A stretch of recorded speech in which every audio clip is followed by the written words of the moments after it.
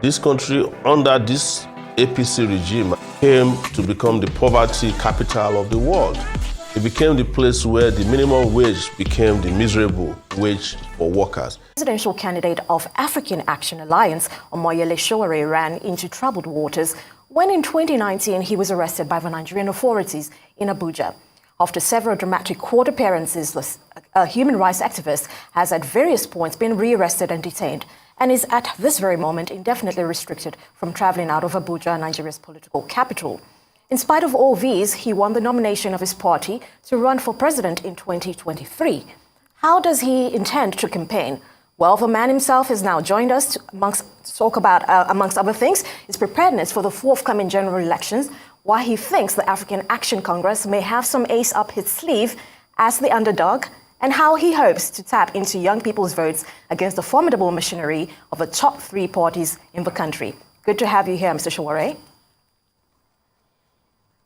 Good morning. Thank you. Good morning for having me. Happy Sunday to Nigerians. We wish you the same. Good now morning. Let's get right into it. It is no news that you've been extremely critical of the current administration and the main opposition party for reasons that range from poor performance to a lack of know-how.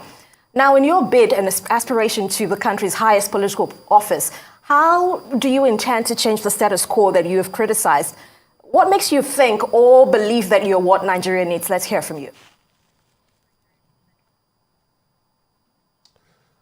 Well, I ran first in 2019 as a presidential candidate on the platform of the African Action Congress, which was a political party that was established about 6 months before the elections in 2019. And ever since then, as you introduced me earlier today, we have not stopped talking about the issues that brought people like me into the political arena and that led us to establish our own political party that is ideologically designed to resolve numerous problems facing Nigeria and Nigerians. And in 2019, I was arrested because after we looked at elections in 2019 and discovered that it was not going to solve Nigeria's social, political, and economic problems, that we needed a revolution. And I came from the US to champion that. I was arrested and shoved into several courtrooms, accused of treason, restricted to Abuja. And after several years in Abuja, I was this year given the license to travel around Nigeria. And shortly after that, our party that was hijacked in 2019 was restored to us by judgment of the Court of Appeal here in Abuja. And we went into serious work, had elections that has produced over 200 candidates across Nigeria. And I can tell you that this shows that within a short period of time now, because we never stopped advocating, agitating for what matters to Nigerians, this led to massive show of support for the party in terms of the number of candidates we have. And we have been working around the clock to ensure that in 2023, Nigerians are not presented with the same despicable opportunities that have led us to where we are now since the independence of Nigeria in 1960 and the advent of democracy in 1999. So we're ready, and we will show to Nigerians that here is an option, another opportunity for you to finally change your narrative and not be deceived or brainwashed into supporting those who have made sure that you lost your dignity, your rights, both political, social, and economic rights. And here comes an opportunity for you to just completely change course. That's why we're here. All right, Mr. Sowore, but could you state in specific terms how exactly you intend to change this status quo? I want to focus more on your critique of the current administration and how you will pretty much become the opposite of that.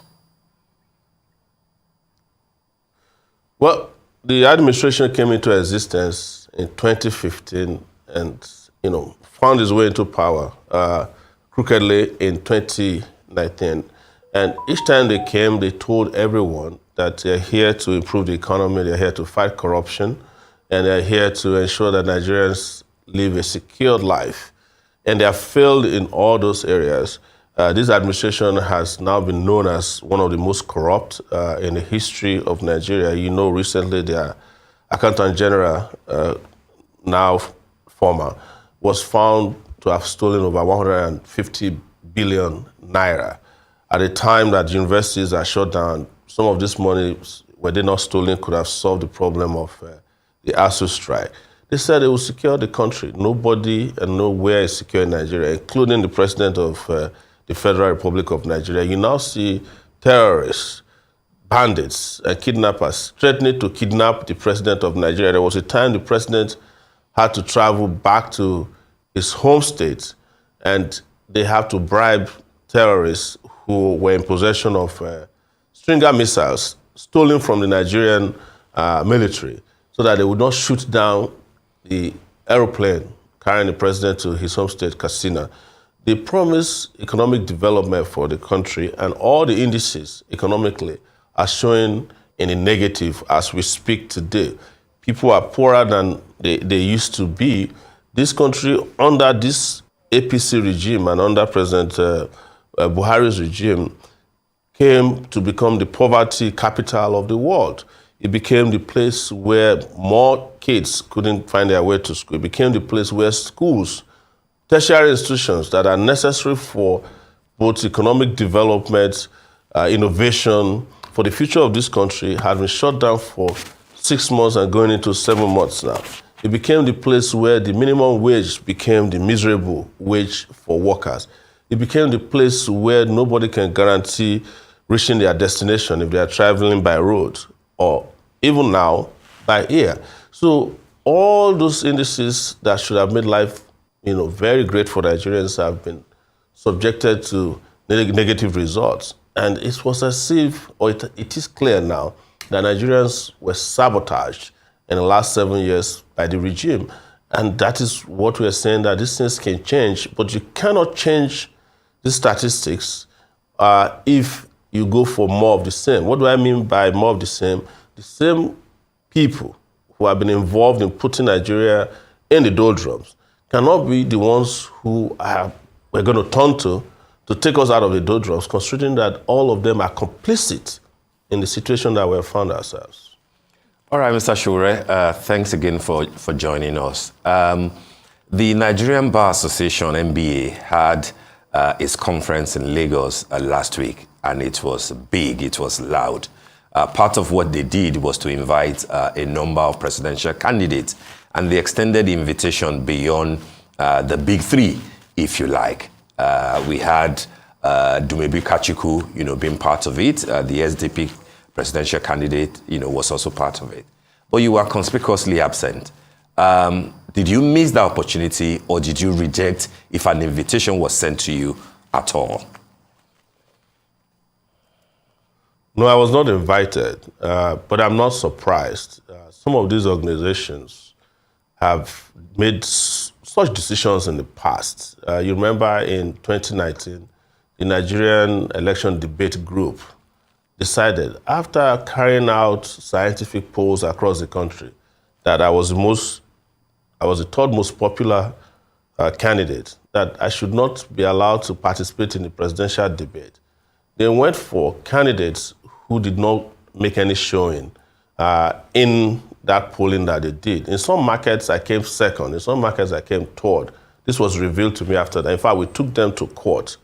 It also has happened in the media, where they decide, for reasons best known to them, that these are the candidates that Nigerian people should be listening to. And these are the candidates of more of the same. So I think it was a political decision on behalf of the NBA leadership that some of us should not, particularly myself, should not be featured in that lineup. And I think it's wrong on their part to have done that. This is how elections are rigged beforehand. They know, that if I were to show up on that lineup, I would say things that might unsettle some of the people that were invited. And maybe those people also in advance might have requested that they don't want their feathers ruffled, so please don't bring people like Sowore here who will come and say things that may make us uncomfortable.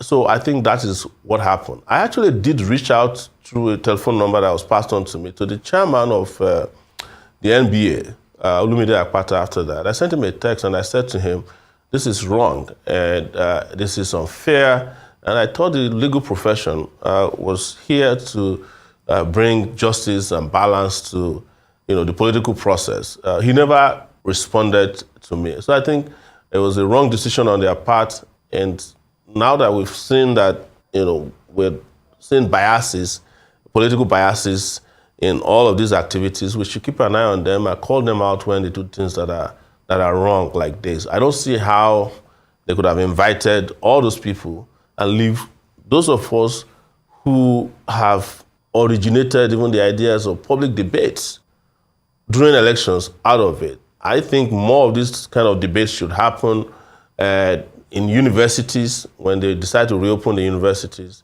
Everybody who is interested in the progress of Nigeria, politically speaking, into the future, should not leave out the very critical voices who are not afraid, who are willing to speak truth to power. And some of the candidates who have been invited or who get invited, even when they are not willing or ready to participate in these events, they are begging them. But finally, what I saw that happened was that there were revelations after the event that these events are funded by special interests. I think the Nigerian Bar Association should ensure that its conventions are funded by its members so that this kind of political biases that affects the credibility of such an organization will be eliminated in the future.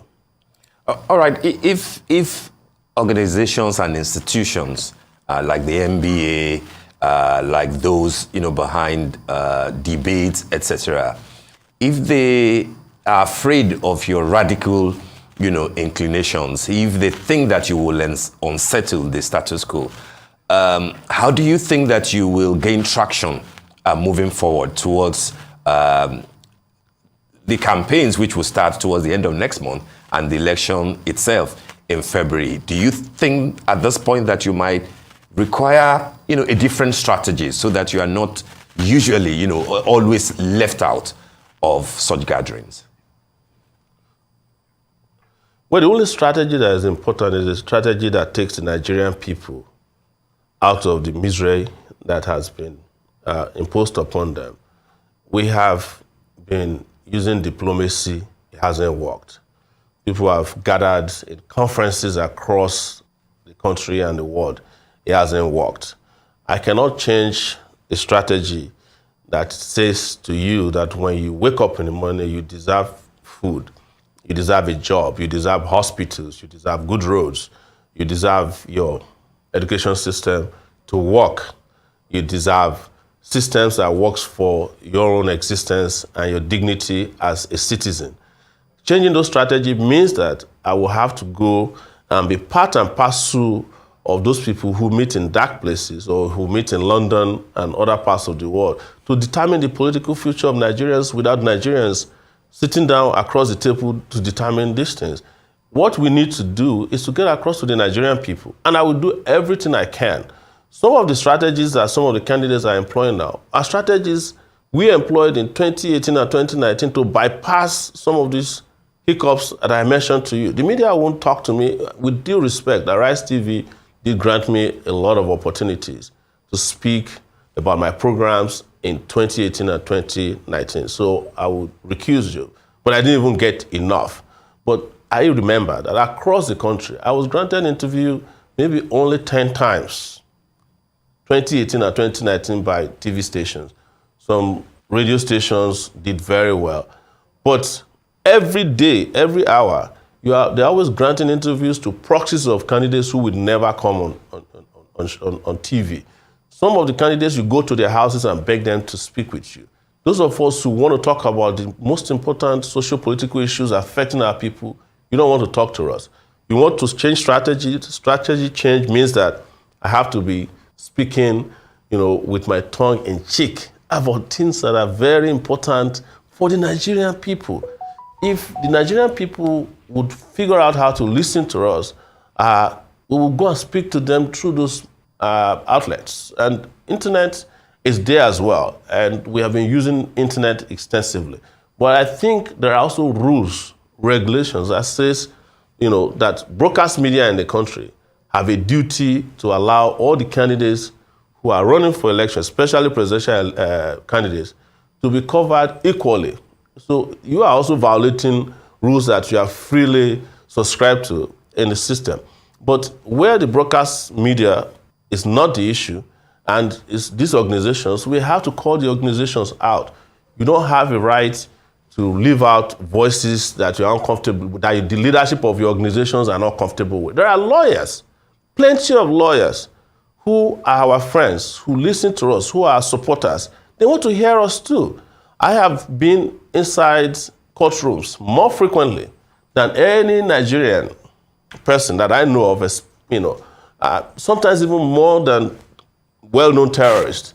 And I see all these lawyers, and they kept asking, what can we do for you? Some of them are part and parcel of our legal teams since 2019. We are in and out of court. So you deprive all these lawyers an opportunity to hear from one of their popular clients, and you tell me that is fair. It is wrong, and we must call them out. And I'm glad I was still about 5 months into the election.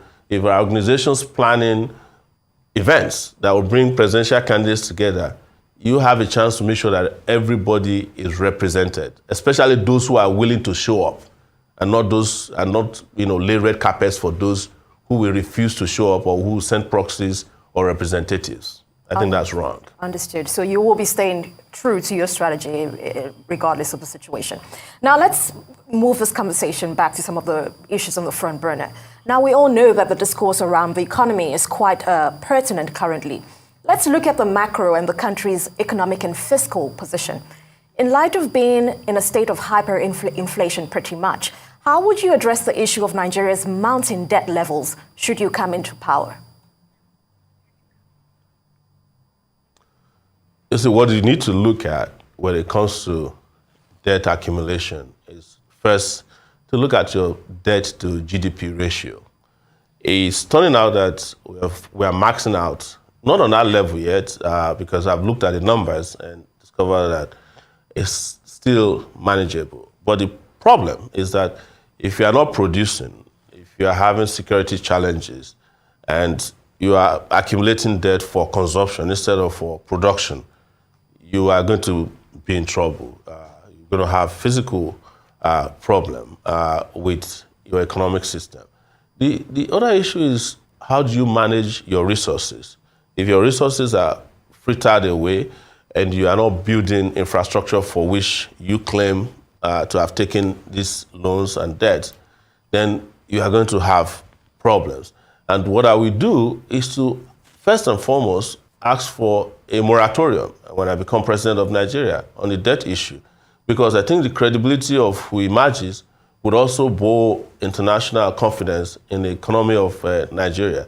And secondly, to look at the debts, which of them are genuine, because what you have seen even till now is that some of the monies that were borrowed as far back as military era were stolen. Abacha is an example of this. He's still sending money from his ATM all over the world to Nigeria. We just got $23 million the other day from the US.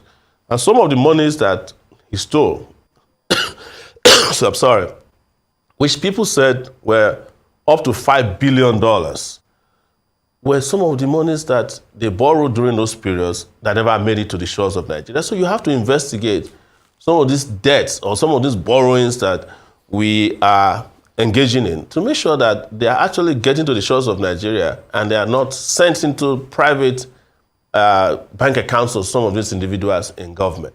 That thorough check and audit of our debt profile is very, very important before we go into the international community and ask for a moratorium where necessary.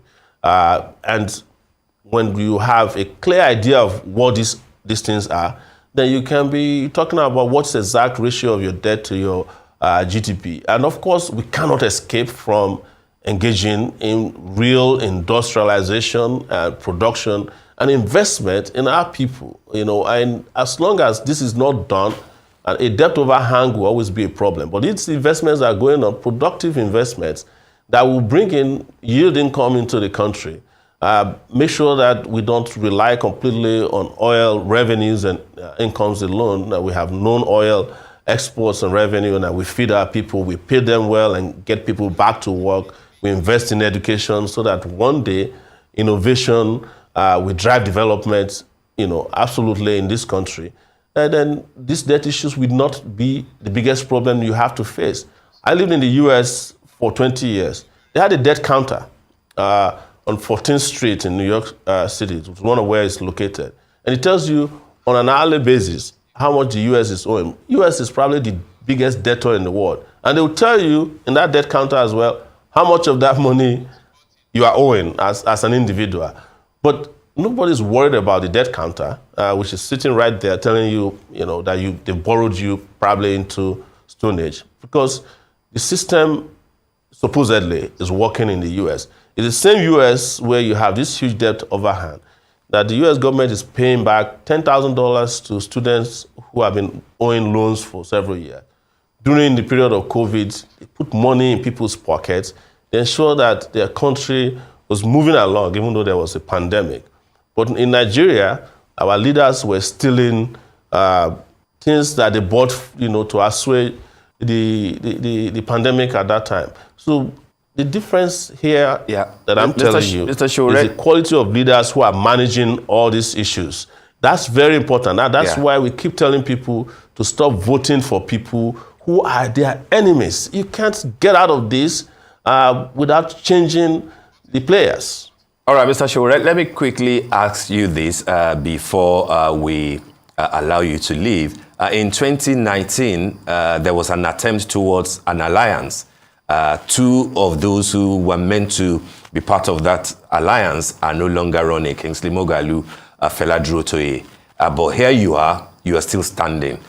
Is there any likelihood of you going into any alliance with any other party or presidential candidate, given the fact that, like Labour Party, your structure is not as elaborate, not as strong as the other key parties? Any likelihood of an alliance towards 2023 for you? No, I want to correct the impression that our structures are not as strong as of any candidate. Some of the things I was saying in 2019 have become the sing-song of the new parties or new participants now.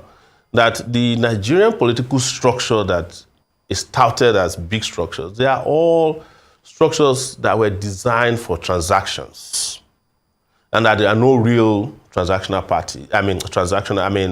political structures that can advance the good of our Nigerian people. And now everybody is saying that because the structures I've been talking about since 2019 are now evolving on their own, prompted by the desire of the people. And so many of the structures you are now talking about on TV, by the way, were the structures that we had built. Since 2019, I was the only candidate in 2019 that said the only thing that can make me go into an alliance are if people subscribe to a revolutionary solution to Nigerian problems. I was mocked, and I walked out of the alliance talks and went to work, traveled around this country, and after the elections ended, it was the same structures that they said we didn't have that propelled the first Revolution Now protests across the country, that led to my arrest. These same structures stood around on the streets, everywhere, to advocate against police brutality that led to NSAS. I will tell you, we never stopped. And I'm not saying that we should take credit for what happened during all those upheavals, but our structures stayed on the street. And our structures had been campaigning and advocating. The structures may not have the kind of big money and influence of people who are afraid that if our structures become the mainstream structures that will propel the political process, they will lose out. So that anger that we have built over the last 4 years is being directed somewhere else where they feel they have political control. But our structures have not been affected. They are intact, and our structures are going to bring about the change, the revolutionary change, because I hate to use the word change. It's been bastardized by the APC government. But the revolutionary process that we always ask of, that will bring an end to the misery in this country, that the people of Nigeria deserve better. And nothing but these organic structures that have been on the ground who are opposed, diametrically opposed to the flip-flopping structures of the major political parties can solve the problem. So the structures are there, and you are going to see them at work because they are not the kind of structures that can be compromised. They are organic, and they are not structures for show. They are structures for substance. And that's what I've been saying, and you are going to see them be at work. I would say to you that we may not have the big money that is thrown into the political process at this time, but the little we have, and we keep calling for the support of the Nigerian people and masses, like we did in 2019, when we went all out there to ask for support, and people donated to our campaign. We will still do the same, but it is more important for us to keep our structures clean, compact, and effective than to throw out structures that will deceive you into another cul-de-sac for the next 4 years. If they take another 4 years from us, you can't even imagine where Nigeria will be. All right. So that's very important. Okay, that's noted, Mr. Omoyele Sowore, presidential candidate of the African Congress Alliance. We want to thank you so much for joining us on the morning show today. Thank you. African Action Congress. Sorry, African Action Congress. Thanks for the correction. Action Congress. Absolutely, AAC. And we wish you the very best towards 2023. Thank you so much. Nigeria, they use computer. The leaders of Nigeria, they use radio where they turn the knob.